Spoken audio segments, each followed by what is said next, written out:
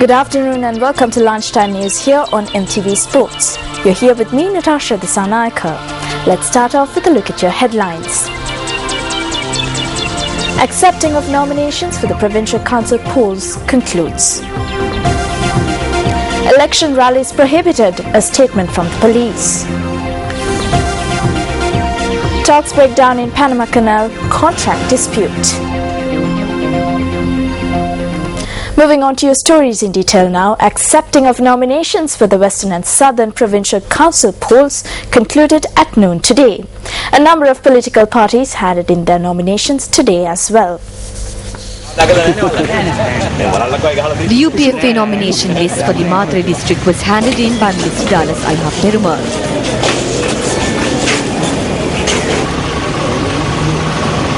The nomination list of the National Front, the Liberal Party and the New Democratic Front was also handed in today.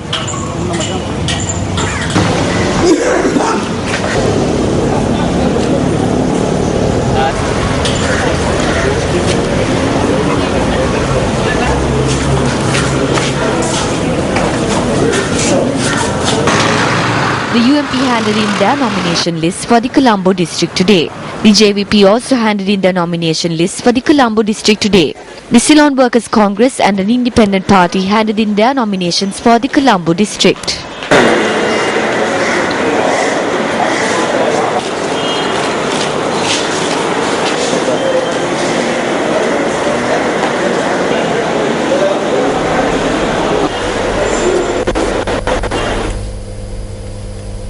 Now today is the final day that nominations for the upcoming Western and Southern Provincial Council elections can be submitted.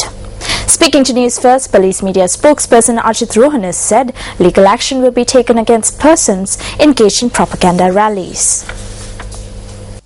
In terms of the section 69 of the Provincial Council Election Act, no procession is allowed during the election period. So therefore, no one is allowed to conduct a procession, even a vehicle procession, today or tomorrow or during the election period, because it is strictly prohibited in terms of the election law.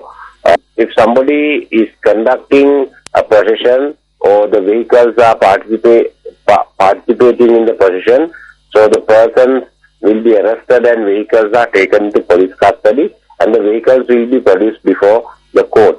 So therefore, we are seeking the support and cooperation of all the stakeholders, such as the candidates and their supporters, in order to maintain election law.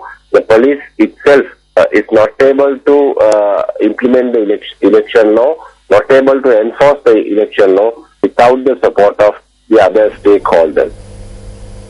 The Election Secretariat has received 52 complaints regarding the upcoming Western and Southern Provincial Council elections. The Special Elections Complaint Unit said that 6 incidents have been reported where government vehicles have been used for political activities, while 3 incidents have been reported where government officers have been used for propaganda activities. In addition, 20 complaints have been received with regard to the transfer of government officers, promotions and appointment. 13 complaints have been received from Colombo district. In addition, the Elections Complaint Unit said that it has received 7 complaints from the Kaluturu district and 3 complaints have been reported from Galle and Mathura districts. Moving on, the Independent Young Lawyers Association says that there is a tendency of portraying that corruption and other irregularities are on the rise. They made this statement in a press conference convened in Colombo yesterday. 43 complaints have been recorded with regard to violation of election laws in connection to the upcoming provincial council election. Through this, it is very apparent that there is a new tendency to fabricate corruption and irregularities that do not take place. They are attempting to portray that corruption and irregularities are on the rise. The former Southern Provincial Councillor Argit says that there are issues in the electoral system. He made this statement at a media briefing yesterday. The election laws enable the persons with the capabilities to grow strong. I see this system as one that does not allow the grassroots persons to come forward. This is one that is for the businessmen, the drug dealers, moonshine dealers and extortionists. We request the President to create a just system where we can make our view ahead by the voters. At least provide us with a free postal service that will allow persons like us who have nothing to send a letter to 200,000 voters. අඩුගානේ ඡන්දදායකව ලක්ෂ දෙකකටවත් තමන්ගේ ලියුමක් ගෙදරට යවන විදිහට නිදහස් සැපැල් සේවයක් ලබා දෙන්න. Now 15 individuals were injured following an accident in the Nanua area in Nuwara earlier. The police said that the accident took place when the trailer of the tractor was detached during the journey. The injured were rushed to the Nuwara hospital.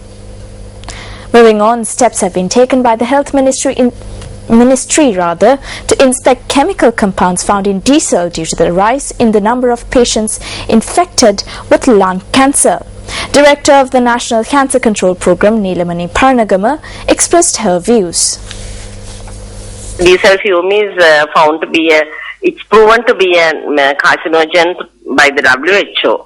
So we are initiating investigations. In fact, our Honorable Minister Maithripal Sirisena has informed us to go into the details and find out about the chemical components of the diesel could be a potential carcinogen. So we are working on that. Meanwhile, an individual died as a result of a wasp attack in the Ihava area in Dambagalla. The police stated that the individual died upon admission to the Dambagalla General Hospital. The deceased was a 67-year-old father of 6 and a resident of the Saddangama area in Dambagalla. The police said that investigations have been launched into the incident.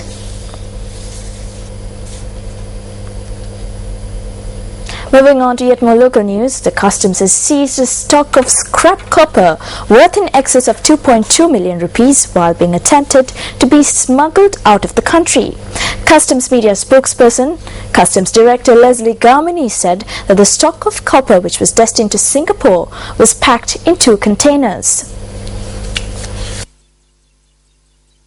Customs Preventive Office staff has seized 2 containers of scrap copper while attempting to export into Singapore in the guise of plastic hangers. The weight of the scrap copper is 32,140 kilograms and the value is nearly 22.5 million Sri Lanka rupees. The moment 2 suspects have been remanded till 12th of February by the Colombo magistrate, and now the investigations are being carried out by the Customs Preventive staff.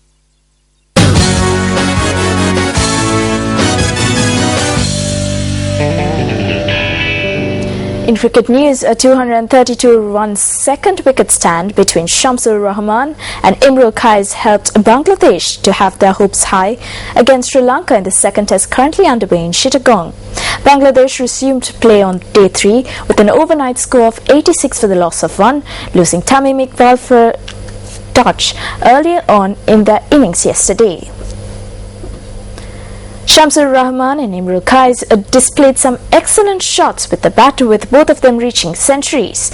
Ajanta Mendis finally made a breakthrough Sri Lanka wanted when he dismissed Shamsur Rahman for 106 runs.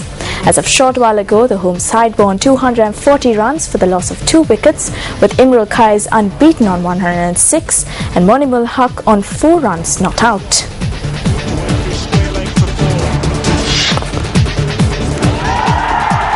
That's 50 for Shamsur Rahman. Maiden test 54. Good success in the ODIs, has played 2 ODIs and he's managed to pick up his first. Apesh, but in the gap, will get with this effort.